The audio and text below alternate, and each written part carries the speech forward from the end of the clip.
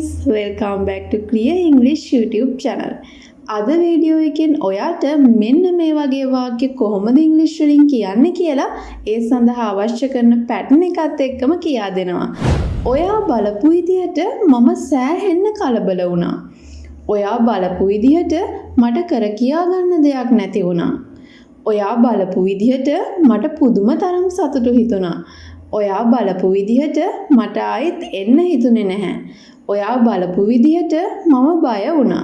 ඉතින් කොහොමද මෙන්න මේ ඔයා බලපු විදිහට කියන අදහස් සහිත වාක්‍යයන් ඔයා ඉංග්‍රීසි වලින් කියන්නේ? අද වීඩියෝ එකෙන් ඒ සුවිශේෂී පැටර්න් එක ඔයා ඉගෙන ගන්නවා. අපි යමු ඒකට. බලන්න මේ ස්ලයිඩ් එකේ තියෙනවා ඔයා බලපු විදිහට කියන අදහස වෙනුවෙන් ඔයා භාවිතා කරන්න ඕන පැටර්න් එක. මොකක්ද? as you looked. as you looked. එහෙනම් ඔයා බලපු විදිහට කියන අදහස සහිතව ඔයාට ඕනෑම අවස්ථාවක වාක්‍යයක් කියන්න අවශ්‍ය වුණාම as you looked කියන මෙන්න මේ පැටර්න් එක අනිවාර්යෙන් භාවිතා කරන්න. අපි උදාහරණ වාක්‍යයකට ඇප්ලයි කරලා බලමු. ඔයා බලපු විදිහට මම ඒක තේරුම් ගත්තා. ඔයා බලපු විදිහට මම ඒක තේරුම් ගත්තා. දැන් අපි මේ වාක්‍ය කොටස් දෙකකට කඩමු. ඔයා බලපු විදිහට මොකක්ද එහෙනම් එන්නේ? පැටර්න් එක යොදනවා as you looked. as you looked. ඔයා බලපු විදිහට. දෙවනි ඛණ්ඩය මම ඒක තේරුම් ගත්තා. මම ඒක තේරුම් ගත්තා. කොහොමද කියන්නේ? I understood it. I understood it. ඔන්නේ නම් ඔන්න ඔය ඛණ්ඩ දෙකම එකට එකතු කරොත් as you looked plus I understood it. ඔන්න එහෙනම් තනි වාක්‍ය නිර්මාණය කරමු. as you looked I understood it. ඔයා බලපු විදිහට මම ඒක තේරුම් ගත්තා. ඔයා බලපු විදිහට මම ඒක තේරුම් ගත්තා. as you looked I understood it. අපි එහෙනම් තව වාක්‍යයක් බලමු.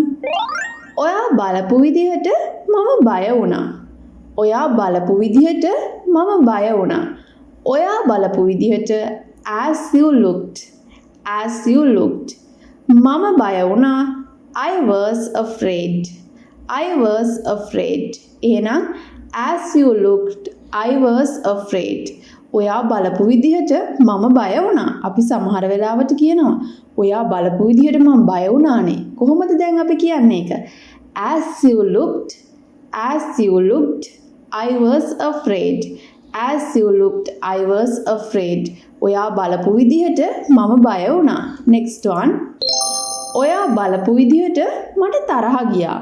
ඔයා බලපු විදිහට මට තරහ ගියා. ඔන්න එහෙනම් වාක්‍ය ඛණ්ඩ දෙකකට බෙදෙනවා. ඔයා බලපු විදිහට පැටර්න් එක ඇප්ලයි කරන්න. as you looked. as you looked. මට තරහ ගියා. I got angry. I got angry. එහෙනම් ඔයා බලපු විදිහට මට තරහ ගියා. as you looked I got angry.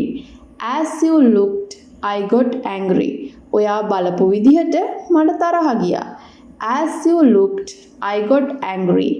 as you looked ඔයා බලපු විදිහට I got angry. මට තරහ ගියා. ඔයා බලපු විදිහට මට තරහ ගියා. as you looked I got angry. තව වාක්‍යයක් බලමු. ඔයා බලපු විදිහට මට ඒක පැහැදිලි කරන්න බැරි වුණා. ඔයා බලපු විදිහට මට ඒක පැහැදිලි කරන්න බැරි වුණා. කොහොමද අපි කියන්නේ මට ඒක පැහැදිලි කරන්න බැරි වුණා? පැහැදිලි කරනවට කියන්නේ explain. එහෙනම් sentence එක create කරන්න මට ඒක පැහැදිලි කරන්න බැරි වුණා. I couldn't explain it. I couldn't explain it. මට ඒක පැහැදිලි කරන්න බැරි වුණා. එහෙනම් ඔයා බලපු විදිහට ඉදිරියෙන් යොදන්න පැටර්න් එක as you looked. එහෙනම් as you looked I couldn't explain it. as you looked I couldn't explain it. ඔයා බලපු විදිහට මට ඒක පැහැදිලි කරන්න බැරි වුණා.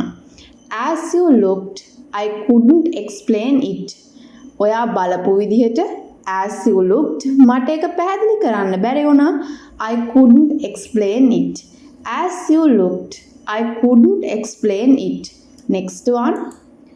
ඔයා බලපු විදිහට මට සතුටු හිතුණා. ඔයා බලපු විදිහට මට සතුටු හිතුණා. අපි සමහර වෙලාවට ඔයා බලපු විදිහට මට හරියට සතුටු හිතුණා එහෙම කියනවනේ. ඉතින් මේ වාක්‍ය කියද්දී ඔයාට ඔන්න එහෙනම් අද ඉඳන් as you looked කියන pattern එක භාවිතා කරන්න පුළුවන්. as you looked ඔයා බලපු විදිහට. as you looked ඔයා බලපු විදිහට මට සතුටු හිතුණා. I was happy. ඔයා බලපු විදිහට මට සතුටු හිතුණා. as you looked I was happy. තවත් වාක්‍යයක් බලන්න. ඔයා බලපු විදිහට මට කතා කරගන්න බැරි වුණා. ඔන්න අපි වාක්‍ය බෙදමු. මට කතා කරගන්න බැරි වුණා කියන්නේ කොහොමද? I couldn't talk. මට කතා කරගන්න බැරි වුණා. I couldn't talk. එහෙනම් ඔයා බලපු විදිහට as you looked. එහෙනම් ඔයා බලපු විදිහට මට කතා කරගන්න බැරි වුණා.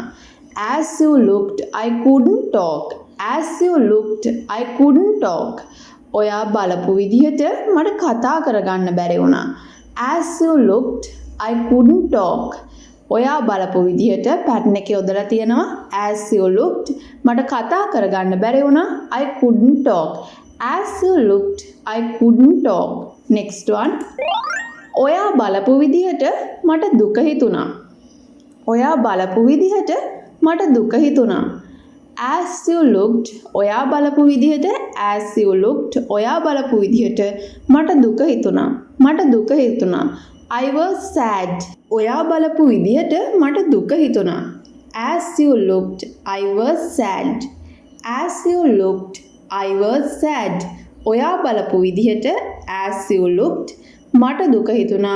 I was sad. ඔන්න එහෙනම් සම්පූර්ණ වාක්‍ය නිර්මාණය වෙනවා.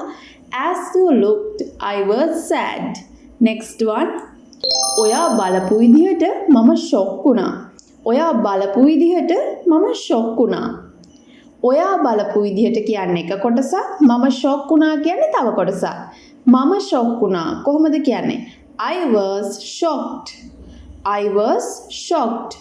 මම ෂොක් වුණා. I was shocked. එහෙනම් ඔයා බලපු විදිහට ඉදිරියට ගන්න. as you looked.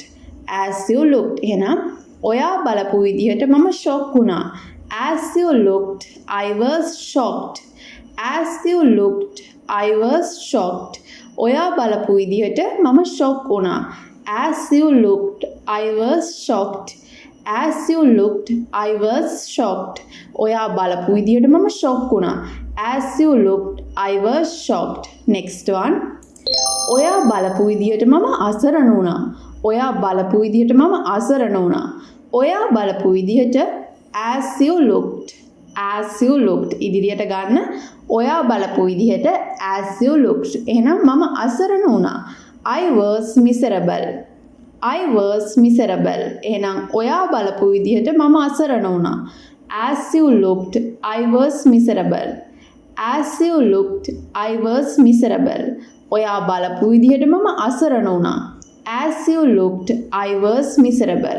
අපි තවත් වාක්‍යයක් බලමු. ඔයා බලපු විදිහට මට කතා කරගන්න බැරි වුණා.